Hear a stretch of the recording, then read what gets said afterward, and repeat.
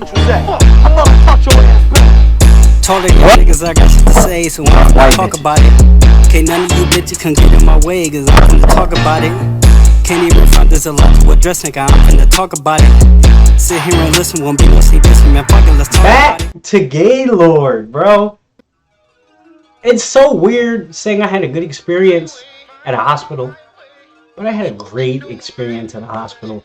Gaylord felt like a resort, bro. They had a chapel downstairs, they had a pool downstairs, they had a library downstairs, they had a rec hall upstairs with a basketball court in it. You could play the Wii, you could play the Switch, you could play pool. I didn't get access to the rec hall till like 2 months before I left. But once I got access to it, I was up there all the time. Right? They had music therapy, they had massages. I was getting a massage every Tuesday. Every Tuesday I was getting massages, music therapy. I made music in the hospital, bro. Music therapy, you don't necessarily have to do anything per se. But shout out Leah. That's the only person whose name I'm gonna say, because I fucking love Leah, bro. She was a music therapist. Me and her used to jam. We used to just play. I used to put her on the songs. She used to put me on the songs. We ended up writing a cover to Hey You by Miley Cyrus. I don't think she sent me my version of that. I think I need it. But we did that, bro. Before I left, we made a beat that I got on my phone, and my little cousin wanted to rap to it. Shout out to cuz. Shout out to my nigga, you feel me? But there was so much stuff keeping me occupied. Once I was past my why am I here, dreading my life shit. Once I was able to actually talk to people. And let me say that. Shout outs to all of you that when I did reach out, y'all started communicating with me and y'all wouldn't let me go days without hearing from you. I love y'all long time for that, because I really was going through it when I was in there by myself. I was going through it, bro. My sister got like mad at my homegirls. Like I had like a good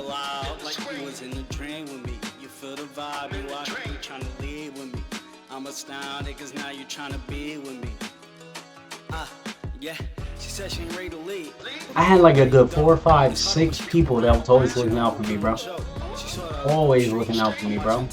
It was through Facebook, yes, but they was always looking out for me, bro. And I appreciate the fuck out of that. I love y'all forever. I would never turn my back on y'all. Because when it felt like everybody turned their back on me, I didn't know. I had to sit there and take it, bro. I had to sit there and take it. You never know who you are as a person until you have to sit there and face yourself, bro. I had to sit there and fight whatever demons I might have had by myself. Just me and my demons. Because, mind you, I only was taking vitamins. I get vitamins in the morning, and then my TPN, they would start at 6 p.m. From 6 p.m. on, it's just me in my room being left alone. Unless I call the bell. Right? But to the ones of y'all that really was looking out for me while I was in there, I appreciate you. To the ones that just didn't know that I was down, I'm not mad at you. But to the ones that I told I was down and y'all wasn't there, I'm gonna take that to heart, because I needed you. I absolutely needed you. And like some of the people that was there for me was people that I hadn't talked to in years. But they happened to look for me, and I reached out to them, and then they came to see me multiple times while I was in the hospital. I love y'all forever. But back to my Gaylord stay. Like I said, the staff, top tier staff, top tier therapists. I love all of you. There was a little bit of weird stuff that was going on. We can talk about the weird stuff too. I got to make a video about that too. Oh my god, I got so much I can tell y'all. But bro, I broke my hand while I was in there. Right? So this is what happened. I just got hooked up to my I didn't get I'm about to get hooked up to my TPN. I gotta pee. I go pee. with my walker, because they don't let you get up and just move around the room without a walker. They didn't let me move around till like the last month and a half before I left without anything. So I get up, I go do what I gotta do. I'm coming out the bathroom. I got my walker, my nurse right there next to me. Brother, I'm holding on to my walker, and my left leg just decides to give out. I fall backwards. I hit my head on the bathroom door. Shout my dreads. Shout my locks. Feel me? I didn't have these, so I had way more hair. My locks was out. Feel me? They were out. I had way more hair. But I caught myself with my right hand. My right hand broke my fall, and then my hand was just shaking. I'm like, this isn't going to be good. I can tell it's gonna be bad. And my fingers was like all stretched out, like I couldn't do shit, and it was vibrating. I was like, yeah, it's gonna be bad. Fractured my wrist from here, like this part, fractured it. Right, so I had to deal with that. I had to deal. I'm right-handed, so my right hand I couldn't use until I got it reevaluated from the guy that told me I broke my hand. So this was in the splint for like, I want to say till March. When I finally got my hand back, it was good. Cause then that's when I put some videos of me picking up shit, bro. Picking shit up and putting it back down. I was picking up big weight for my little ass. I mean, I'm skinny, but I'm strong, bitch. But I couldn't do that until after I got my hand back. So like for a whole 2 months, it felt very monotonous going to my upper body physical therapy. Upper body was occupational therapy. Going to my OT group where you lift weights for the upper body. It felt very monotonous going to that, not being able to lift no fucking weights, bro. But when I finally got my hand back and I was able to do it, all of a sudden I'm starting to get cuts back. My muscles growing, nigga. My arm, listen, I'm skinny, but you see it. You see the definition, bro. Can't wait to get back in the gym. But yeah, so I broke my hand in there. I had a broken ass and a broken hand around the same time. And remember the fistula thing, right? So while I'm at Gaylord, they're like, we're not trying to send you home until we figure out what we're doing with that. So we ended up figuring out what we were doing with that. I had an appointment with a doctor. He was like, we might have to do surgery. I'm like, alright, cool. So then he calls us back. He's like, we're either going to have to remove it or we're going to put a drain in it so that it can drain out and then it will close on its own. Cool, right? So then we're waiting for the appointment for me to figure out what's going to happen. That appointment's in early April, right? Alright, cool. April 1st is the appointment. It's a phone appointment. He calls me and he's like, alright, so I guess now we can schedule your surgery. Wasn't that what this was for? You bitch ass nigga! But I digress.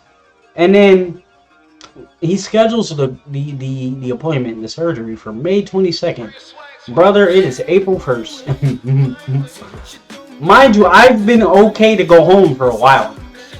Initially, I was supposed to go home in February, but we were waiting on him.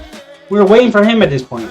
Like, it got to March, like, it extended to March because of my hand being broken. But then they were like, you're doing so good, we can get you out of here. We're not going to get you out of here until the fistula thing is, until we figure that out, right?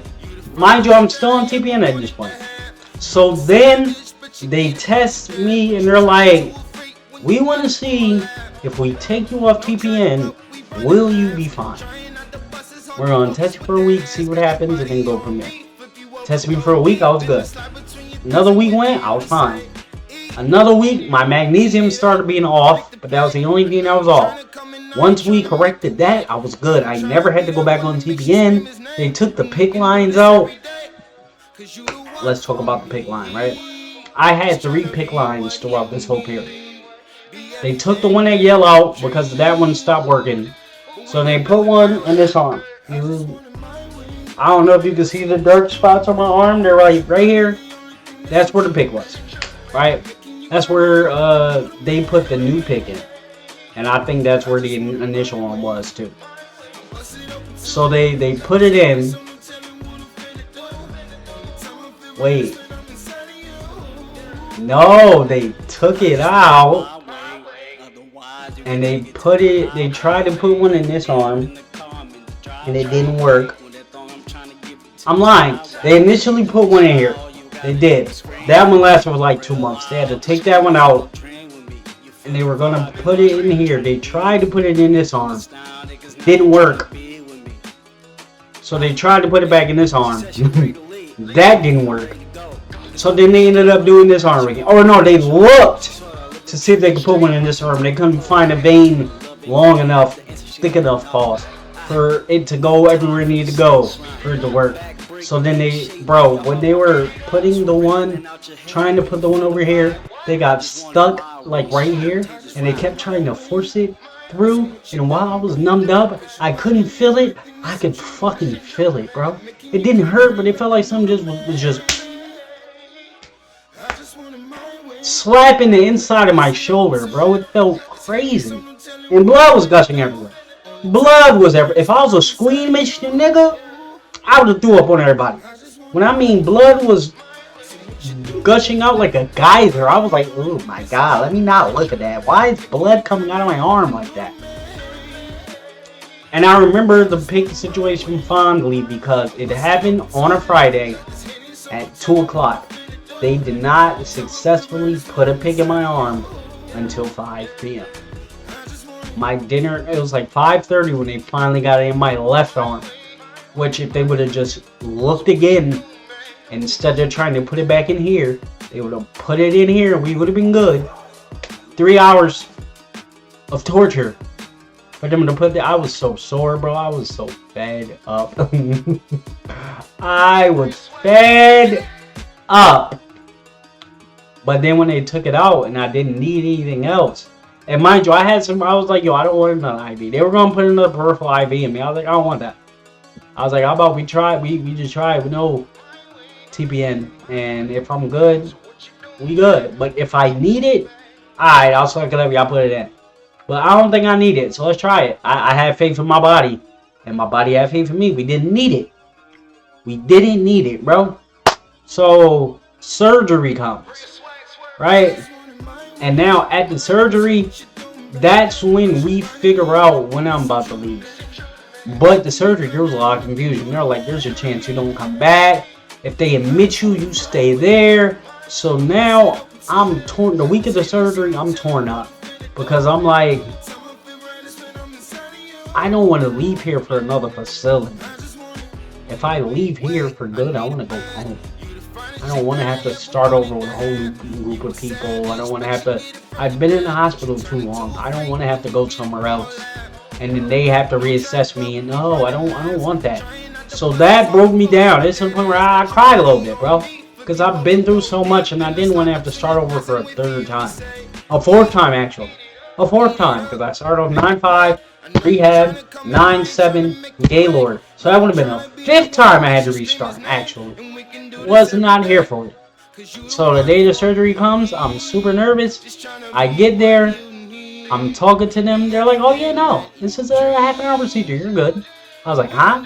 Why did y'all tell my case manager it take 4 hours?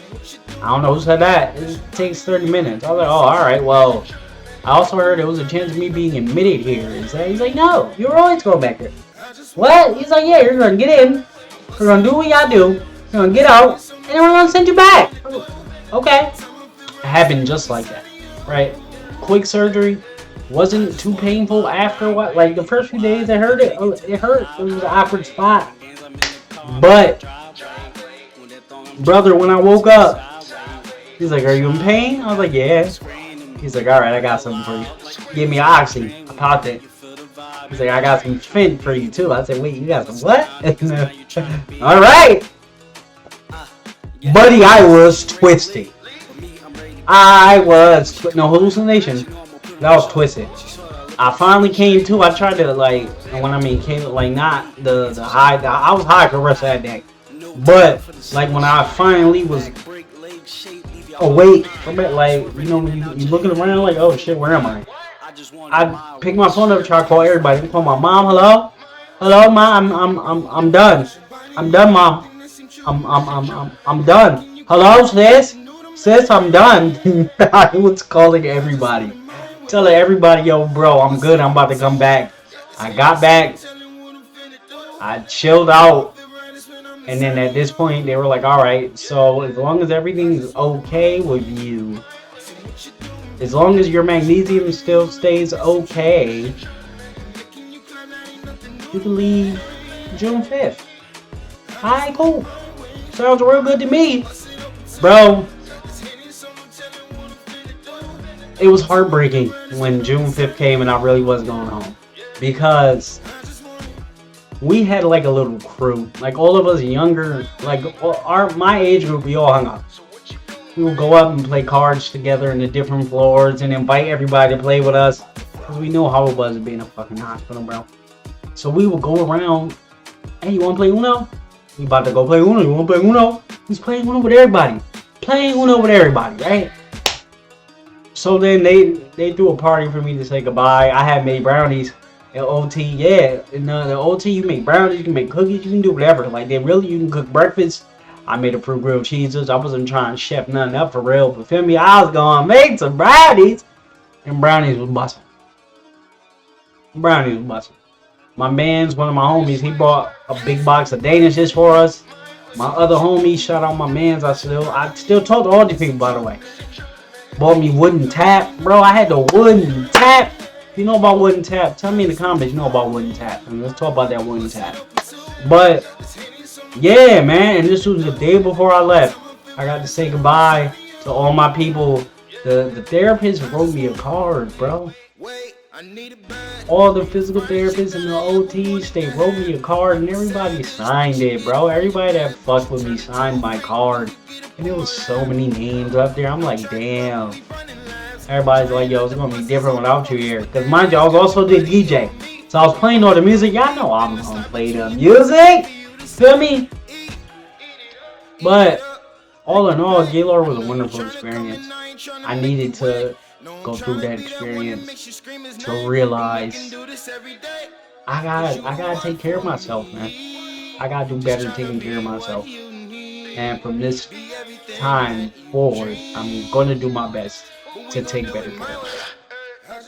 Hey man, I appreciate you for listening to my long ass 8-bump story. I'm sorry I had to break it in 3 parts. But you know, I can't give about no free, Randy. You know you got work. Yeah, I gotta make work for it. Feel me? I'm about to get back on Twitch streaming soon. I got a lot more stories to tell you. I got a lot more shit to talk about. Just turned 34, man. I'm feeling good. I'm feeling real good. Me in the future. Hold it down, POP. Feel me? But yeah, I'm gonna get up out of here, and depending on how y'all react to these videos, more videos come. I'm gonna drop more videos regardless.